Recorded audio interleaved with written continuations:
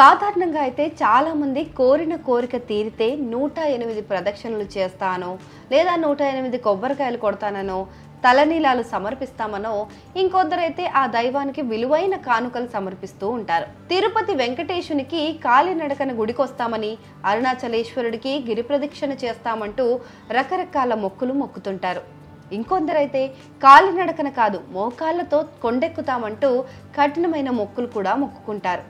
అచ్చంగా అలాంటి మొక్కుని తీర్చుకున్నారు ముగ్గురు మహిళలు. మరి ఆ మహిళలు ఎవరు, అసలు వాళ్ళు ఏం కోరుకుని ఈ కఠినమైన మొక్కులు తీర్చుకున్నారు అనేది ఇప్పుడు అందరి దృష్టిని ఆకర్షిస్తోంది.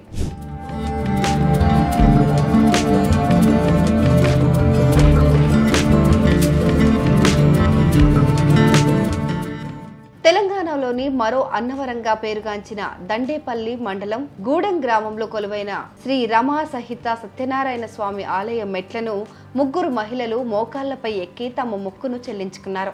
అయితే ఈ ముగ్గురు మహిళలు అక్కా చెల్లెలు కాదు, కుటుంబ సభ్యులు అంతకన్నా కాదు, ముగ్గురు మంచి స్నేహితులు. అంతేకాదండోయ్, ఈ కఠినమైన మొక్కు వాళ్ళ కోసమో వాళ్ళ కుటుంబ సభ్యుల కోసమో మొక్కుకోలేదండి.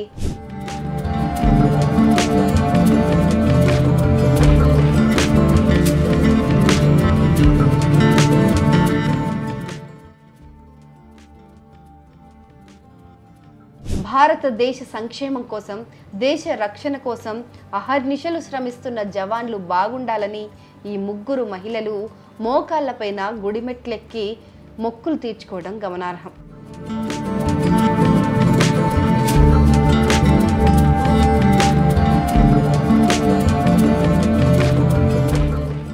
మంచిర్యాల జిల్లాలోని లక్షెట్టిపేట పట్టణానికి చెందిన జిల్లా ఆర్యవైశ్య మహిళా సంఘం ప్రధాన కార్యదర్శి నరేందుల సాహితీ, కార్యనిర్వాహక కార్యదర్శి అక్కినపల్లి రాధికతో పాటు వారి స్నేహితురాలు అశ్విత, ఈ ముగ్గురు మిత్రులు తమ హృదయాల్లో నిండిన దేశభక్తిని, జవాన్ల పట్ల ఉన్న కృతజ్ఞతా భావాన్ని భగవంతునికి నివేదించారు. ఆపరేషన్ సింధూర్ విజయవంతమైనందుకు ఆ దేవుడికి ప్రత్యేకంగా కృతజ్ఞతలు తెలుపుతూ భారత జవాన్లు ఎప్పుడూ క్షేమంగా ఉండాలని ప్రార్థిస్తూ ఈ కఠినమైన మొక్కును నెరవేర్చుకున్నారు.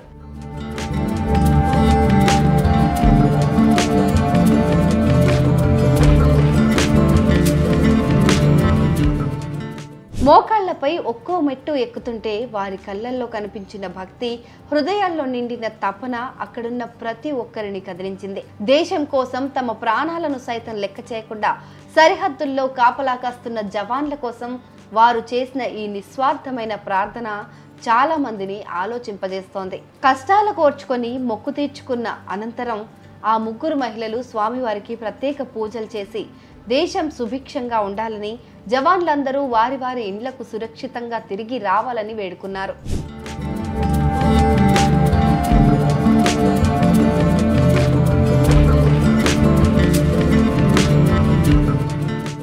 మా దేశం కోసం నిరంతరం పోరాడుతున్న జవాన్ల క్షేమం కోసం మేం చేయగలిగిన చిన్న ప్రయత్నం ఇది. వారి ధైర్యానికి, త్యాగానికి మేమెప్పటికీ రుణపడి ఉంటాం అంటూ నరేందుల సాహితీ ఎమోషనల్ గా చెప్పుకొచ్చారు. భారతీయ జవాన్లు మాకు దేవుళ్లతో సమానం, వారిని కాపాడమని ఆ సత్యనారాయణ స్వామిని మనస్ఫూర్తిగా కోరుకున్నామని అక్కినపల్లి రాధిక తెలిపారు. అశ్విత కూడా తమ స్నేహితుల అభిప్రాయాలతో ఏకీభవించారు.